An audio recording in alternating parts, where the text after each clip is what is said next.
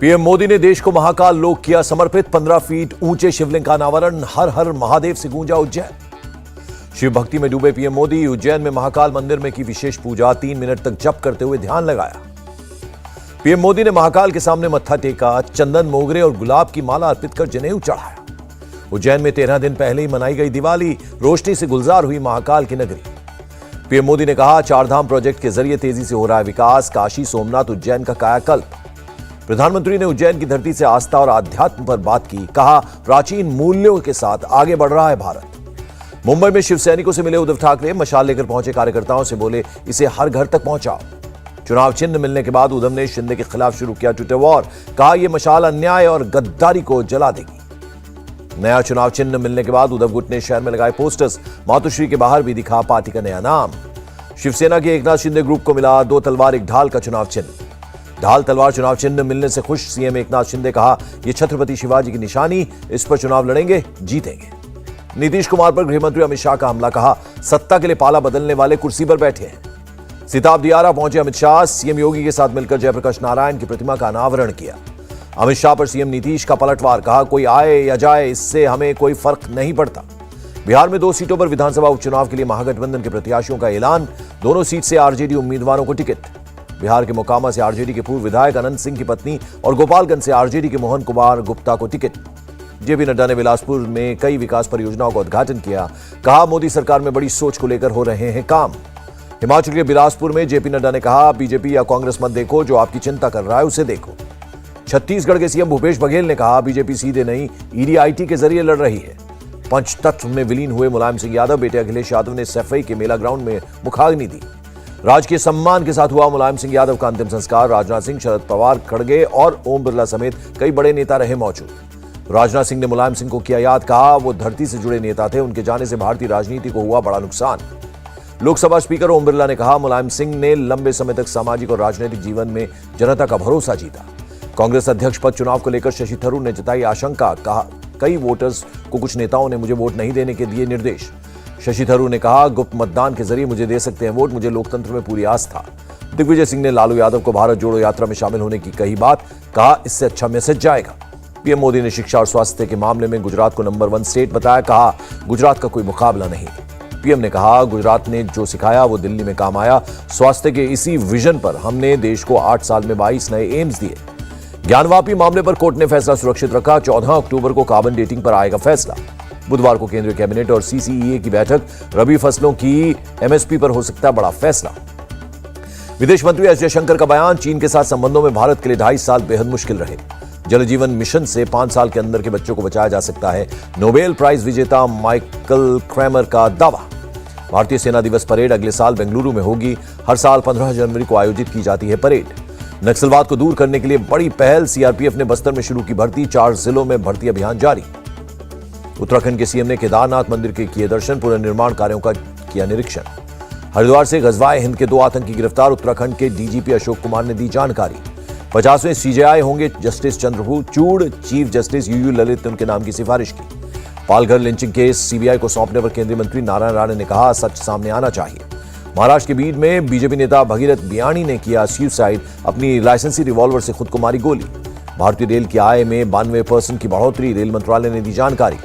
प्रयागराज में होगी आरएसएस के कार्यकारी मंडल की मीटिंग। 16 से 19 अक्टूबर तक चलेगी बैठक। मीटिंग में आरएसएस के 45 प्रांतों के अधिकारी पहुंचेंगे। आरएसएस प्रमुख मोहन भागवत और सरकारेवा होसबोले भी होंगे शामिल। गुरमीत राम रहीम ने जेल प्रशासन को पैरोल पर बाहर आने की अर्जी दी। विधानसभा उपचुनाव को लेकर लगाई अर्जी।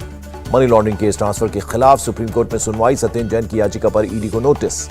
अनिल देशमुख को बड़ी राहत। सुप्रीम कोर्ट ने जमानत पर रोक से किया इनकार। ईडी की अर्जी खारिज। धर्मांतरण कार्यक्रम विवाद में दिल्ली पुलिस ने पूर्व मंत्री राजेंद्र पाल गौतम से की पूछताछ। करीब 4 घंटे की पूछताछ के बाद राजेंद्र पाल गौतम थाने से निकले। लिखित बयान भी लिया। मुंबई क्राइम ब्रांच ने दाऊद इब्राहिम के गिरोह से जुड़े 5 लोगों को गिरफ्तार किया। जबरन वसूली मामले में की कार्रवाई।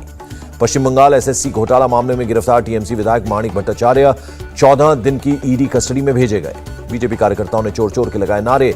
पश्चिम Bangal board of primary education के अध्यक्ष भी रहे हैं माणिक भट्टाचार्य। टेरर फंडिंग मामले में जम्मू कश्मीर में एनआईए ने 18 जगहों पर रेड की। 1 गिरफ्तार। छत्तीसगढ़ में ईडी की बड़ी कार्रवाई। सीएम भूपेश बघेल के करीबी अफसरों के ठिकानों पर रेड। दिल्ली में बदली जाएगी 40 साल पुरानी भागीरथी प्लांट की पाइपलाइन। सीएम केजरीवाल ने किया ऐलान। दिल्ली सरकार का सभी अस्पतालों को निर्देश, सभी अस्पतालों में 10 से 15% बेड डेंगू मरीजों के लिए होंगे आरक्षित। सेंट्रल इंफॉर्मेशन कमिश्नर ने एलजी को लिखा खत, कहा आरटीआई एक्ट को ठीक से लागू नहीं कर रही है दिल्ली सरकार। एम्स में शिक्षा के लिए फ्री स्ट्रक्चर को आईआईटी, आईआईएम की तर्ज पर तैयार किया जा सकता है।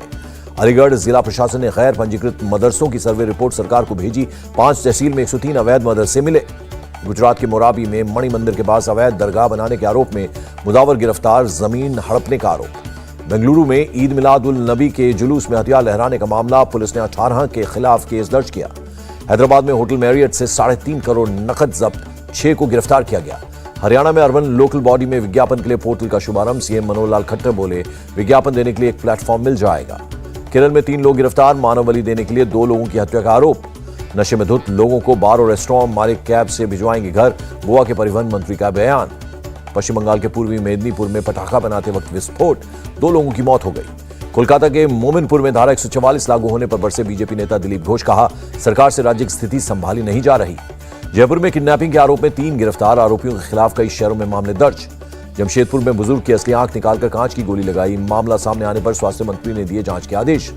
अरुणाचल प्रदेश के लॉन्गडिंग टाउन से एनएससीएन का एक सदस्य गिरफ्तार, पुलिस के साथ मिलकर असम राइफल्स की कार्रवाई। आगरा में एक महिला और उसकी बेटी का मर्डर, पुलिस को महिला के पति पर शक।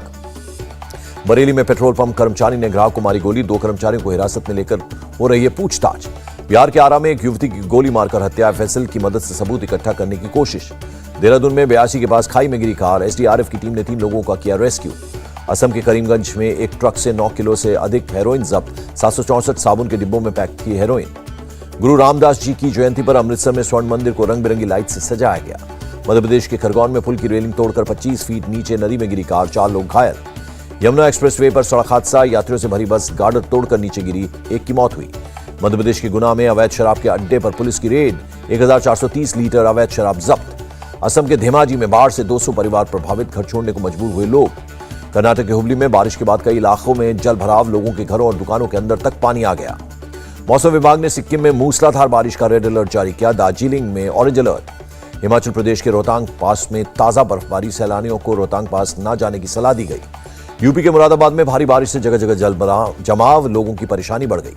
देश में लगातार घट रही है कोरोना मरीजों की संख्या, 24 घंटे में 2424 नए केस। यूक्रेन के कई शहरों पर रूस का हमला जारी, रूस ने जारी किया वीडियो। भारत में अफगानिस्तान के राजदूत का बयान, समय समय पर अफगानिस्तान की मदद के लिए भारत का शुक्रिया किया।